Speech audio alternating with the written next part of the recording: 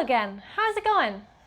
I hope it's going good for you. So I'm here and I'm back. It's time for another video.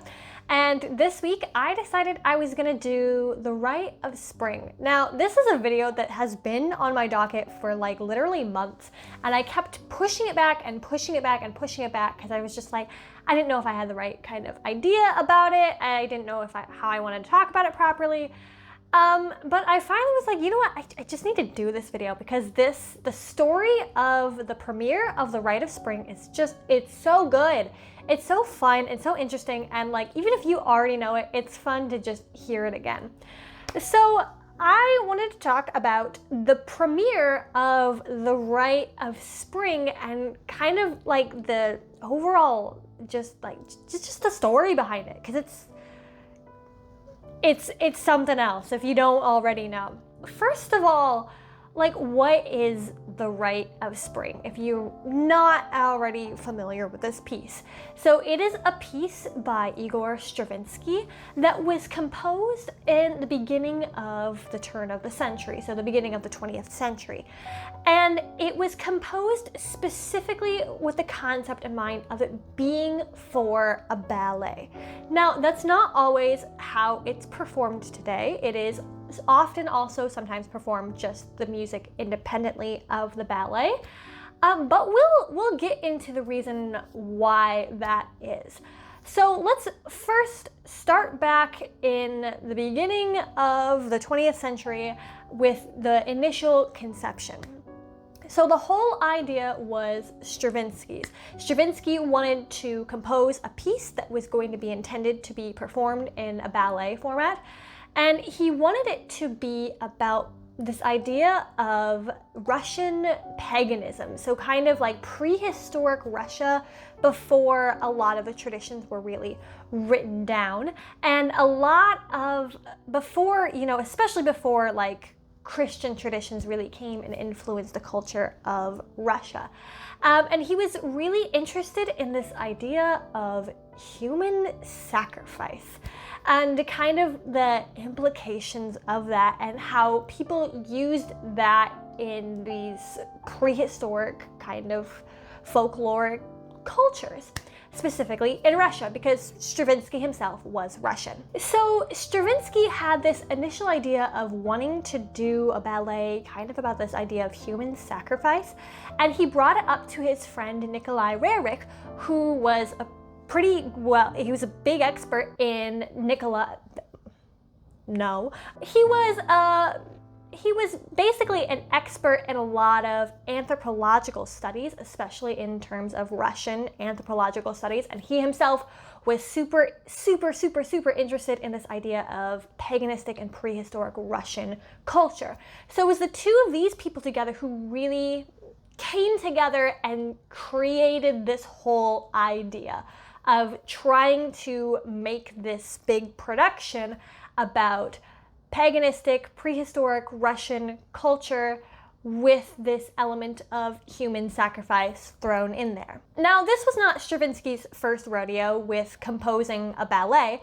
In fact, previously, Stravinsky had written The Firebird, which was another really successful ballet at the time. And he had worked with this man, Sergei Diaghilev, who was kind of the head of the Ballet Russe, which was this big ballet house in France at the time that put on a lot of Russian composers' music and Russian composers' ballets. And Diaghilev and Stravinsky had worked previously and had a good working relationship together.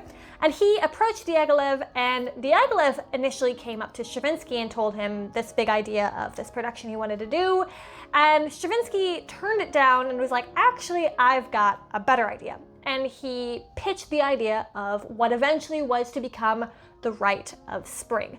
Diaghilev loved it, he thought it was a great idea, and so he set to work getting everything in motion on the ballet side of things. So Diaghilev then reached out to Vaslav Nijinsky, who was a very well-known ballet dancer at the time, and who had also done some previous choreography, for example, with Debussy's Afternoon of a Faune, the ballet for that. He had choreographed that. So Diaghilev reached out to Nijinsky and asked him if he would do the choreography for Stravinsky's Rite of Spring, and Nijinsky agreed. So with Nijinsky doing choreography, Stravinsky doing music, Diaghilev kind of overseeing the whole thing on the production, and Rerik himself stepping in and designing the sets and the costumes to be as accurate as he could make them to be, the whole thing started to get set into motion, and it seemed like it was going to go off without a hitch. Word got around at the time about this new and upcoming ballet, especially since Stravinsky's previous production of The Firebird had done so well. A lot of people were super eager to see what this production would entail. So on May 29th, 1913, the ballet finally came to premiere. But there's another element here that we still have yet to address, and that is the audience, because this is where things start to kind of go off the rails. See, at the time, a lot of people would go and see these big ballets and would see these performances, and there was a certain class of people that would go to these ballets and they kind of expected things to be a certain way. It was more of this social elite class who would go and see these performances more for social brownie points rather than anything super artistic.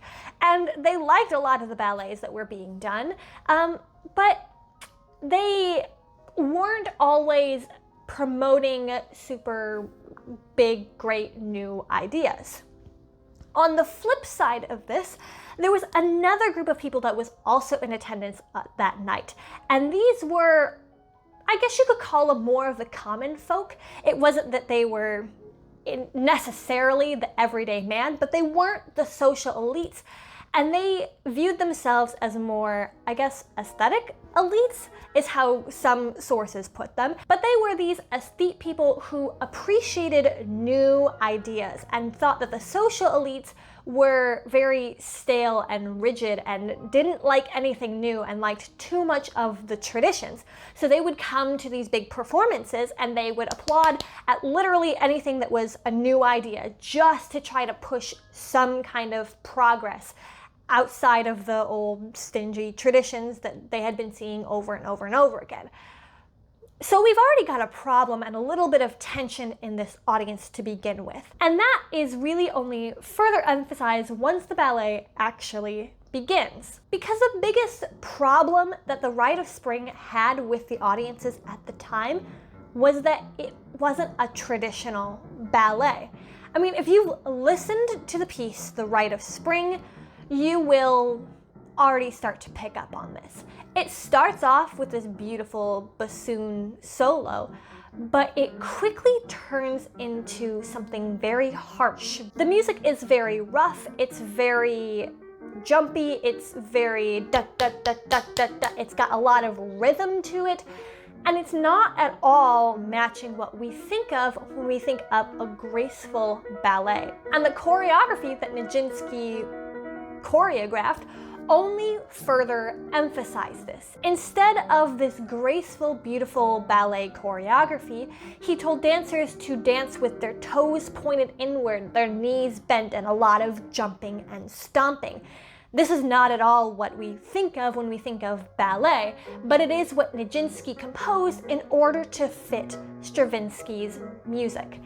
And nobody was expecting this that night. They didn't really know what to expect with this whole ballet, but it certainly was not going to be this almost ritualistic, cult-like, folkloric-inspired dance. So then, as you can imagine, almost immediately the crowds just start to jeer at this. There's whistling, there's yelling, there's booing, there's everything, all coming from this social elite class who is angry at the fact that this is not at all what they expected.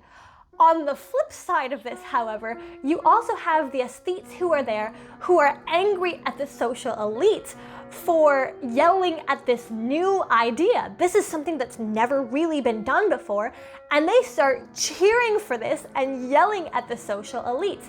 And things start to get crazy and out of hand. I'll read to you some first-hand accounts and quotes that people wrote about being in the theater that night. Now, I will say that of all the different sources that I read, some conflicting accounts appear. Some people go to the extent to say that the music was completely 100% drowned out, and then other people go to say as they were listening to the music. So the extent as to how big of a commotion this got to be, we'll probably never know 100% for sure. But needless to say, it got extremely loud and extremely raucous, and it caused complete and total chaos. One account is from Valentine Gross, who wrote about her experience just kind of being in the foyer, so not really even within the theater. And I have two quotes from her. The first, she says, "The theater seemed to be shaken by an earthquake.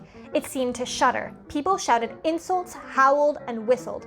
There was slapping and even punching. Words are inadequate to describe such a scene."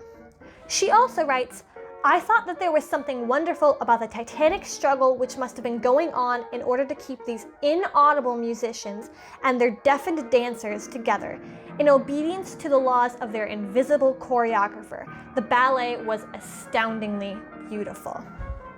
Carl Van Vechten, who was a writer for the New York Press at the time, writes, "And then ensued a battery of screams, countered by a foil of applause. We warred over art. Some of us thought it was, and some of us thought it wasn't. Some 40 of the protestants were forced out of the theater, but that did not quell the disturbance. The lights in the auditorium were fully turned on, but the noise continued. I remember Mademoiselle Plitz, the chosen maiden, executing her dance of strange religious hysteria on a stage dimmed by the blazing light in the auditorium, seemingly to the accompaniment of disjointed ravings of a mob of angry men and women." So just by these few accounts and many, many more, you can see that it was complete and total chaos. The crowd was yelling at each other. Some accounts tell of fist fighting and punching each other. The lights were turned on at one point in a hopes of trying to calm the crowd down. And it's even reported that by the end of the part one, the police had been called and had to show up to break apart this fight. The reports also say that Nijinsky, the choreographer, was standing in the wings yelling to the ballet dancers 1, 2, 3, 4 in order to try to keep them with the music. Some people say this is because the dancers could no longer hear the music being performed. Some people say this was just because Nijinsky always did this, because the Rite of Spring is a notoriously difficult piece to keep up with rhythmically with its constantly changing time signature. Either way, it doesn't really matter because it just even further adds to the already complete and total chaos. And nobody really left the theater happy that night. And reports after that just continued to talk about the chaos and what ensued. And a lot of articles write how unhappy audiences were, and sometimes talking about how they felt duped or fooled. In fact, I actually found one article from the New York Times about a week or so later that talked about this whole experience of being there. And I'll read the whole thing for you since it's relatively short. So it's called Parisians Hiss New Ballet. Russian dancers' latest offering, The Consecration of Spring, a failure. Has to turn up lights.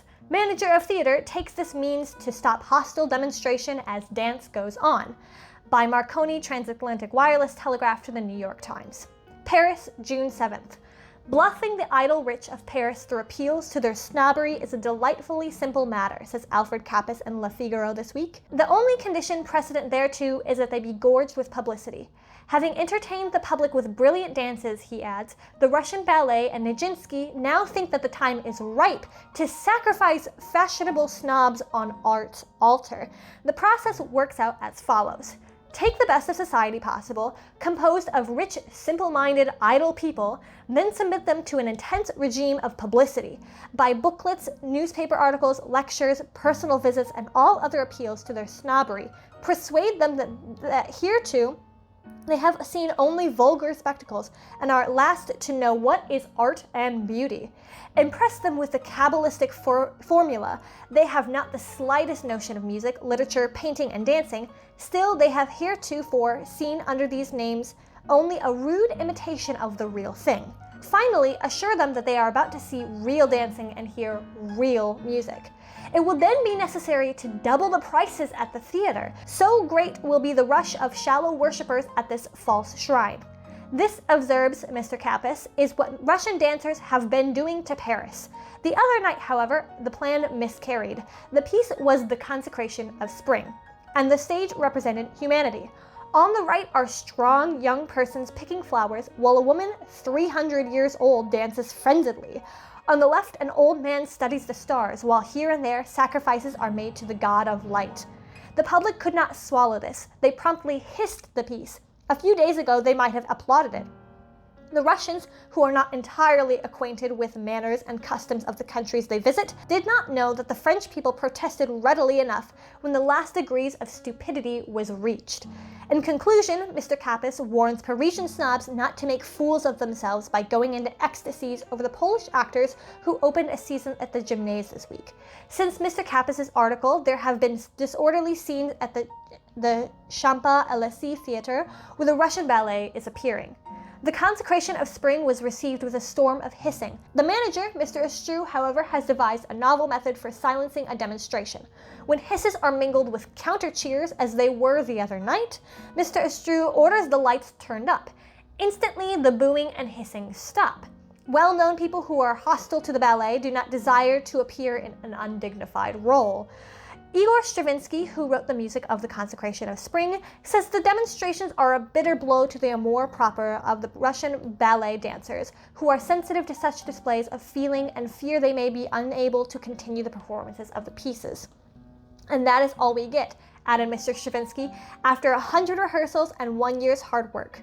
The composer, however, is not altogether pessimistic, for he adds, "No doubt it will be understood one day that I sprang a surprise on Paris, and Paris was disconcerted, but it will soon forget its bad temper." Nijinsky himself is responsible for the stage setting of the piece, which theater-goers hereafter is badly done. He's a wonderful dancer, Parisians admit, but they add that he knows little about stage setting. Yeah, that was the New York Times. In 1913, and you can see it echoes a lot of the sentiments that were made, that the crowd got crazy, that there was booing and hissing, that there was counter-cheering, that people were fighting each other.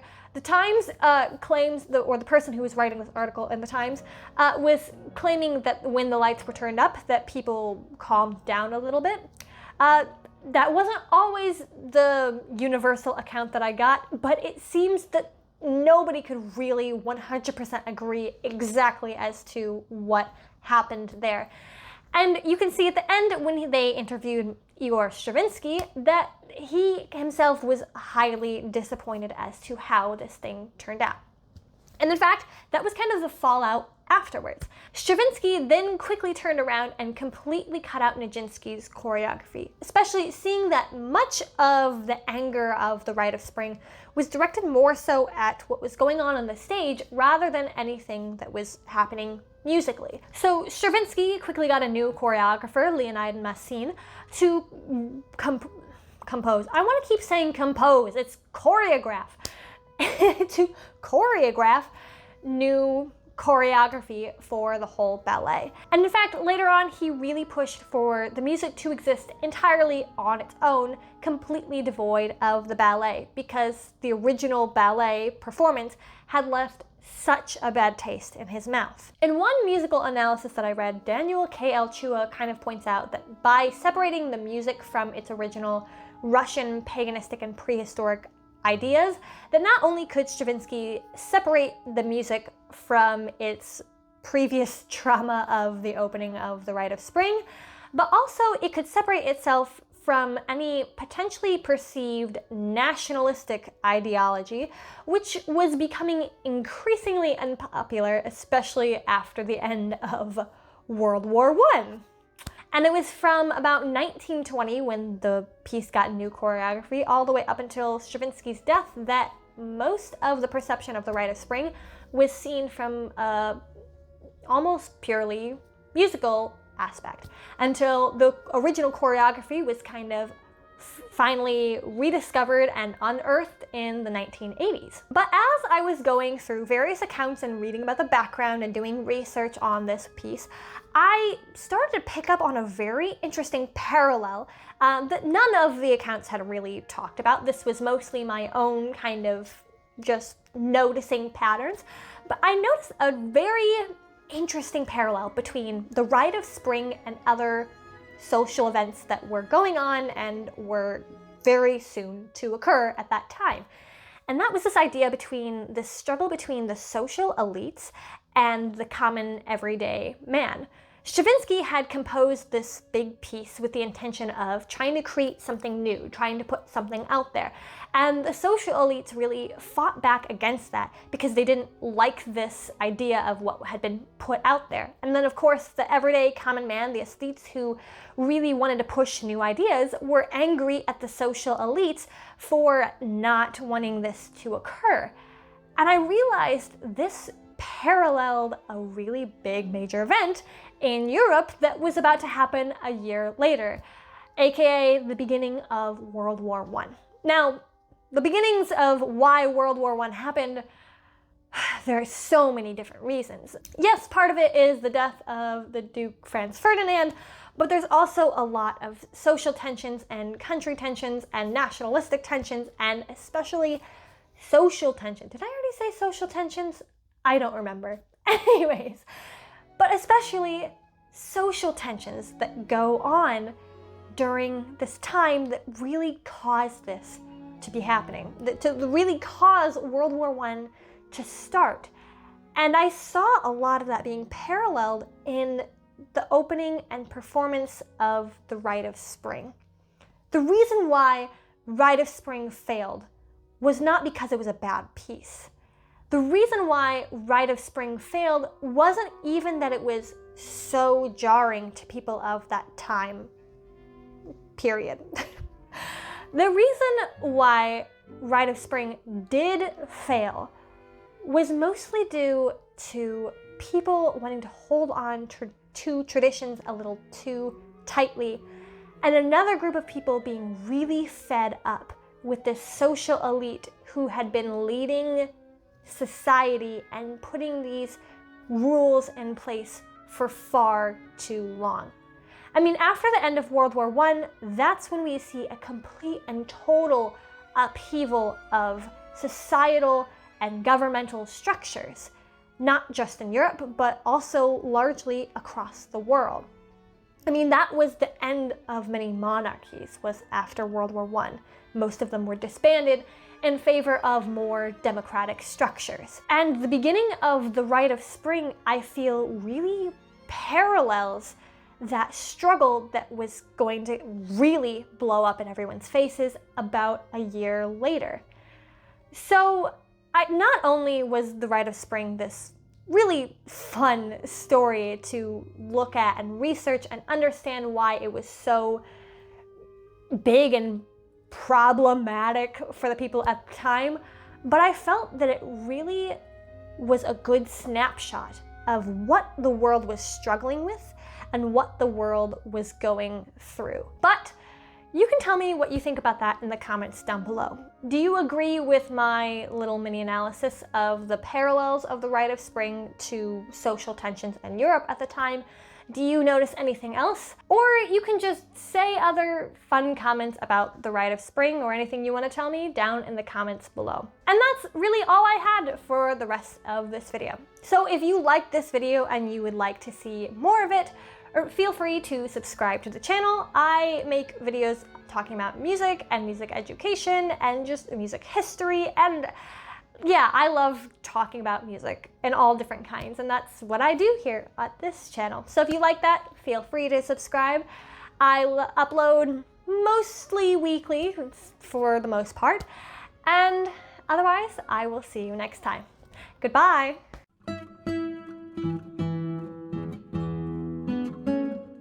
Hold on, I gotta figure out how to pronounce this name.